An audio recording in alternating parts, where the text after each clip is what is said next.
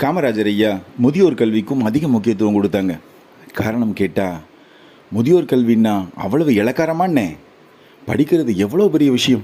அதுவும் வயசான காலத்தில் தன்னை உணர்ந்து படிக்கும்போது இன்னும் நல்லா படிப்பாங்கன்னே அப்படின்னு காமராஜர் ஐயா சொல்லும்போது ஒரு பெரியவர் சிரிக்கிறார். நாங்கள் இனி படித்து என்னையே ஆக போகுது அப்படின்னு கேட்குறார். அதுக்கு காமராஜர் ஐயா, படிக்கிறது உலக அறிவை வளர்த்துக்கிறதுக்குன்னே, படித்து நம்ம பெரிய ஆளாகிறோமோ இல்லையோ உலக நடப்பை தெரிஞ்சுக்கலான்னே. தினம் காலையில் டீ குடிச்சிட்டு வெட்டி வம்பு வீண் கதையை பேசுகிறத விட்டுட்டு பத்திரிக்கைகளை படித்தா நாட்டில் என்ன நடக்குது, பக்கத்து நாடுகளில் என்ன நடக்குதுன்னு தெரிஞ்சுக்கலான்னே. இது அரசியல் இல்லை, உங்களோட அனுபவத்துக்கு உதவும்னே.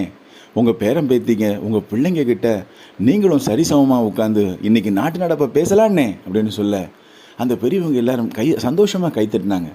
காமராஜர் ஐயா குழந்தைங்க கல்வியை மட்டும் இல்லைங்க முதியோர் கல்வியும் ஊக்குவிச்சாங்க. அதுக்கு காரணம் முதியவர்களும் உலக அறிவை தெரிஞ்சுக்கிட்டோங்கிற நல்ல எண்ணத்தில் மட்டும்தான். காமராஜர் ஐயா தன்னோட அனுபவத்தை எல்லாம் அரசியலாக்கினார். தன்னோட அனுபவங்களை வச்சு மட்டும்தாங்க அரசியலை நடத்தினார். ஏழையாகவே வாழ்ந்தார். அப்போ தான் ஏழை மக்களோட கஷ்டங்களை தெரிஞ்சுக்கிட்டார்.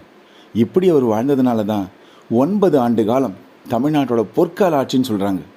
சேர சோழ பாண்டியர்கள் காலத்து ஆட்சியை கூட பெருசாக பேசுகிறது இல்லைங்க, அதெல்லாம் நம்ம மறந்துட்டோம் மூதாதையர்கள். ஆனால் காமராஜர் ஆட்சி இன்னைக்கு வரைக்கும் நிற்குதுன்னா நம்மளோட வாழ்ந்த சக மனுஷன் காமராஜர் ஐயா. காமராஜர் ஐயா என்றுமே நம்மோடவே இருப்பாருங்க.